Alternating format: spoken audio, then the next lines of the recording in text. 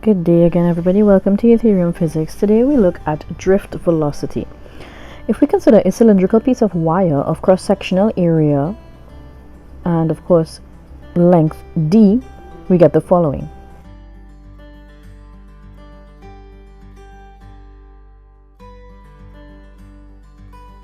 It is important to note that without a battery or a power source, the electrons bounce off or collide with and of course change direction within the wire as they strike ions as seen.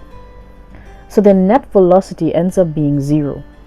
However, if a power source is involved or is connected to this piece of wire, as shown in this particular diagram, we not only have conventional current, but the actual movement of electrons. The average velocity of these electrons is actually called drift velocity.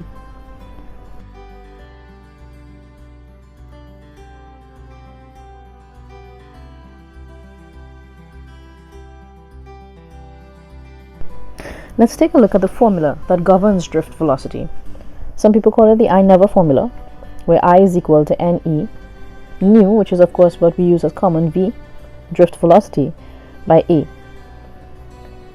Let us first look at how this equation can be derived. Now, if we consider the velocity at which these electrons move, it will be given as distance over time. By making d the subject of the formula, we get d is equal to v multiplied by t, which we call equation 1. The volume is also given by cross-sectional area by the length of the wire, which we call equation 2. Now, by simple substitution of equation 1 into equation 2, we arrive at volume is equal to capital A by velocity by time. Please note, for I am using capital V or L as velocity so that we will not mix up or get confused with drift velocity. Now, the number of electrons per unit volume is given as common n, which gives us the total number of electrons within the wire as common n by the volume, equation 4. If we substitute equation 3 into equation 4, we end up with the following. We call that equation 5, NAVT.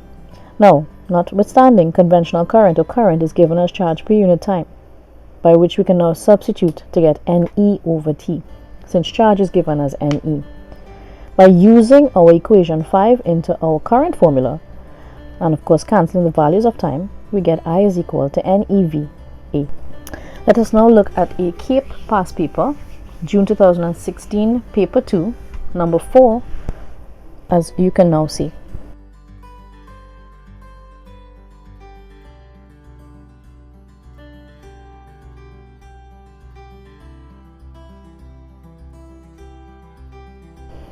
For the first part, we are asked for our definition for drift velocity, which was covered before, the average velocity by which electrons move or drift through a conductor, material or a conductor. Part B, or part 2, we are asked to explain each term of that equation that governs drift velocity. I being conventional current, N being the number of electrons per unit volume, also known as electron density. Our common V is really the Greek alphabet nu, which is representative or represents drift velocity, and E is the basic unit of charge, given as 1.6 by 10 to the power of minus 19 coulombs. And notwithstanding and not forgetting, A being the cross-sectional area of the piece of wire.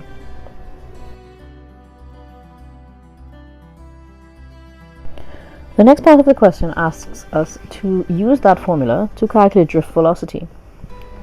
If you are not able to write a shopping list, it's important to label all quantities given based on the symbols that are used in that particular formula. Now, interestingly enough, we are given free electron density, which don't forget, is given as N, common N, number of electrons per unit volume. We are also given the radius, assuming that our wire is of a cross-section of, let's say, a cylinder. The area of a cylinder is given as pi r squared. Using our formula, we make V, or nu, subject of the formula, and we will get the following.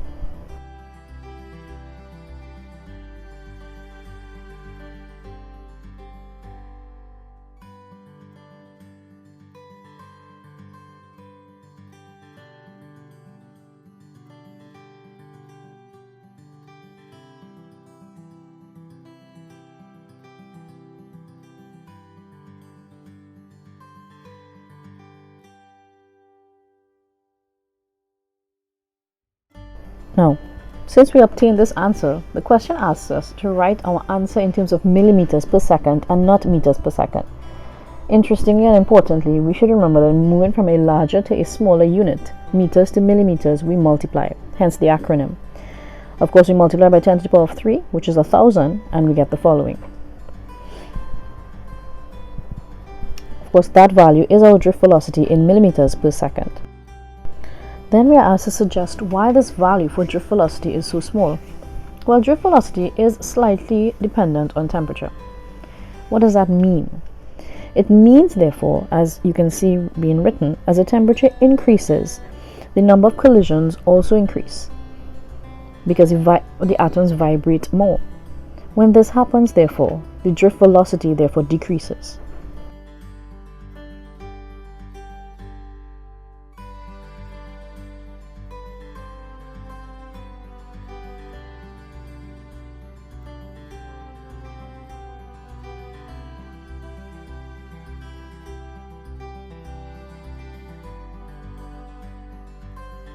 And lastly, we are asked to suggest if the drift velocity in a semiconductor would be greater than that of a conductor.